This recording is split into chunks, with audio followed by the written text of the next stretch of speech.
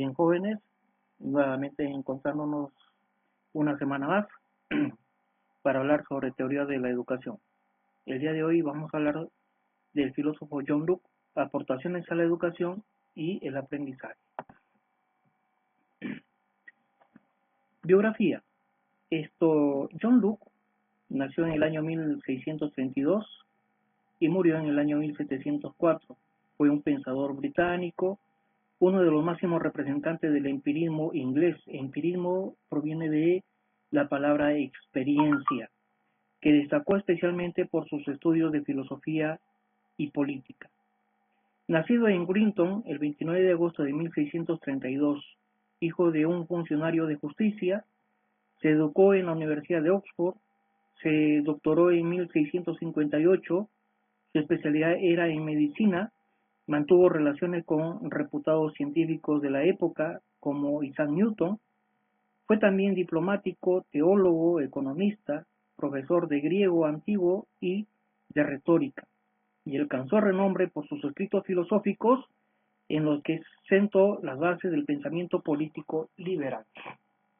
Entonces a John Locke siempre lo conocemos como un filósofo, a pesar de que él ha sido médico, ha sido profesor, teólogo, etcétera, pero su mayor aporte ha sido a la filosofía, con el empirismo. Propuesta pedagógica. Locke no pretendió crear un sistema educativo, sino explicar los lineamientos de la educación para los hijos de la nobleza. Por consiguiente, sus ideas representaron un reflejo de la percepción pedagógica de su tiempo. Entonces, miren, estamos hablando cerca del siglo XVII, en la cual más que todo la educación estaba pues dirigida a la gente de la nobleza y no a la gente del pueblo. Entonces, John Locke va a preparar todo una propuesta pedagógica, pero dirigida pues a la educación de la nobleza. El concepto de tabula rasa lo trasladó al concepto de la mente infantil, la que es como un papel en blanco o cera que se puede moldear y adaptar como se quiera. Así, la diferencia que puede encontrarse en las maneras y habilidades de los hombres se debe más a su educación que a ninguna otra cosa.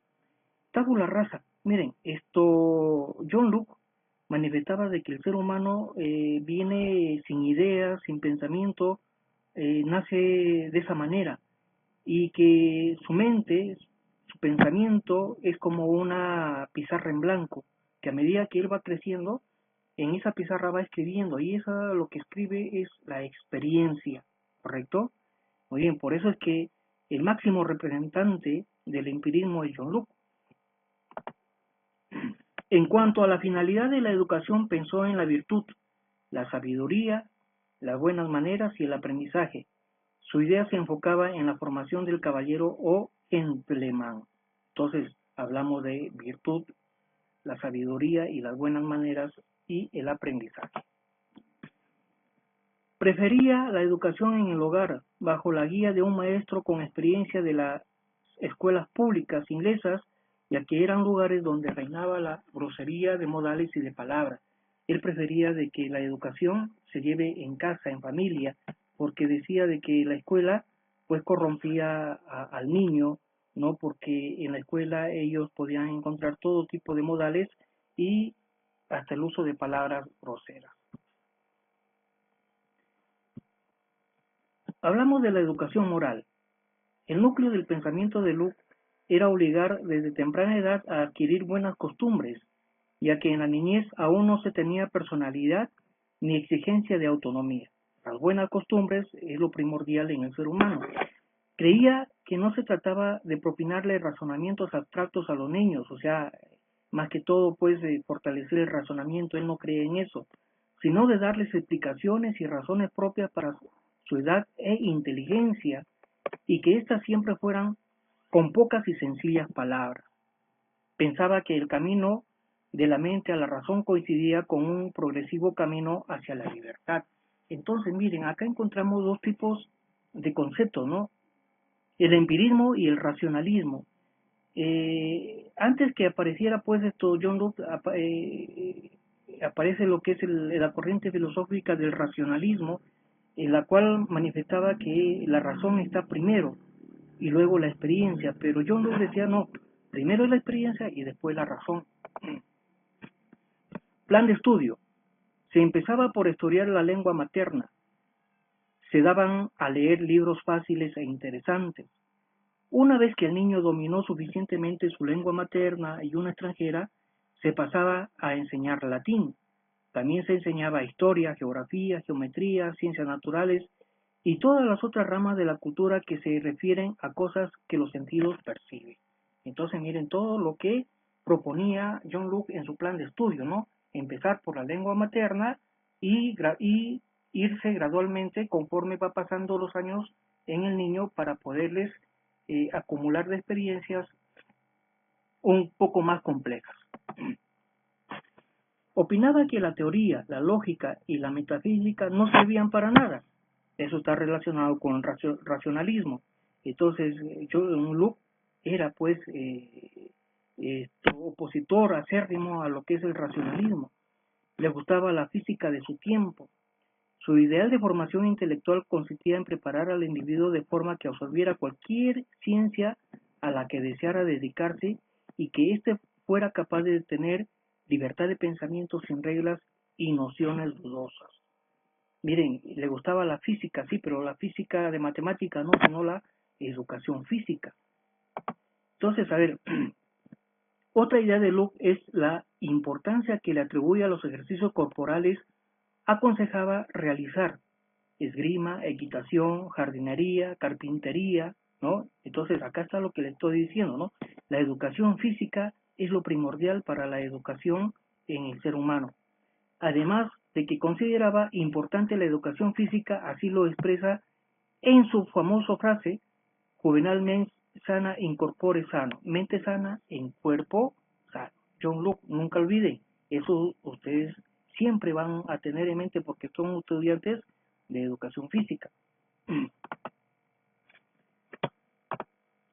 Opinaba que se debía someter a los niños y jóvenes a una vida rigurosa que les impida caer en una vida sedentaria. Entonces el niño debería estar bien activo, ¿no? Para que no caiga pues en un sedentarismo en lo que él no quisiera hacer absolutamente nada y siempre esté descansando. En un proyecto de ley contra el pauperismo, pobreza, propuso la apertura de escuelas comunitarias para los niños de familias indígenas.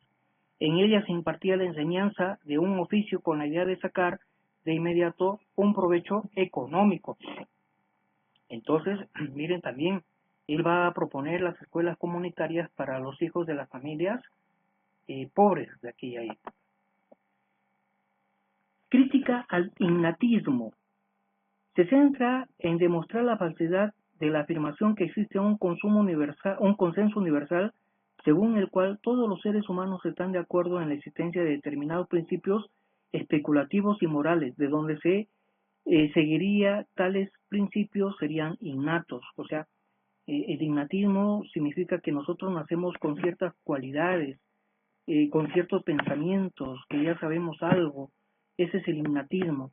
Pero John Locke, como repito, como padre del empirismo, él manifestaba que no, nosotros no nacemos así, nosotros nacemos como una pizarra en blanco, que a medida que vamos creciendo, vamos escribiendo en esa pizarra y lo que escribimos son nuestras experiencias. Origen de las ideas. Locke dice las ideas proceden de la experiencia, lo que les estoy manifestando. La mente es como una hoja en blanco sobre la que la experiencia va grabando sus propios caracteres. Distingue dos tipos de experiencia: experiencia externa a través de las sensaciones y la experiencia interna mediante la reflexión. Tipos de ideas simples son recibidas por la mente directamente de la experiencia, sensación, reflexión, y complejas son formadas por la mente al combinar ideas simples. Estas pueden ser de tres clases: modos, sustancias y relaciones. Lo que estoy hablando ahorita ya corresponde a lo que es la filosofía. Frases célebres. Lo que te preocupa te esclaviza. Los hombres olvidan siempre que la felicidad humana es una disposición de la mente y no una condición de las circunstancias. Ningún conocimiento humano puede ir más allá de su experiencia. Los padres Se preguntan por qué los ríos son amargos cuando ellos mismos han envenenado la fuente. Una mente sana en un cuerpo sano es una breve pero amplia descripción de un estado de felicidad en este mundo. Somos como los camaleones, copiamos el tono y color de nuestro carácter moral de los que están a nuestro alrededor. Las leyes se hicieron para los hombres y no los hombres para las leyes. El trabajo del maestro no consiste tanto en enseñar todo lo aprendible, como en generar en el alumno amor y estima por el conocimiento. No es llenar de conocimiento, sino amor al conocimiento. Conclusión. Este pensador marcó un momento importante en el cambio del pensamiento filosófico, social y educativo de Occidente, ya que su propuesta pedagógica consistía en crear una nueva didáctica, dando normas para el empleo del método en la educación conforme a ciertas reglas. Asimismo, Luke fue uno de los primeros que concibe a la educación en forma total, integral, atendido por igualdad a la vida física, la intelectual y moral, así como también pretendía cultivar el espíritu de la tolerancia, de respeto a la personalidad y a la fraternidad entre los hombres. Entonces, a modo de conclusión, es muy importante estudiar a John Locke en sus aportes a la educación porque él concibe la educación en su totalidad, desde el aspecto físico con la educación física, ¿no es cierto? Con el conocimiento, ¿no? En el aspecto intelectual y el comportamiento que viene a ser el aspecto moral. Ahí tenemos la bibliografía y jóvenes, eso fue todo. Entonces vamos a trabajar nuestra ficha.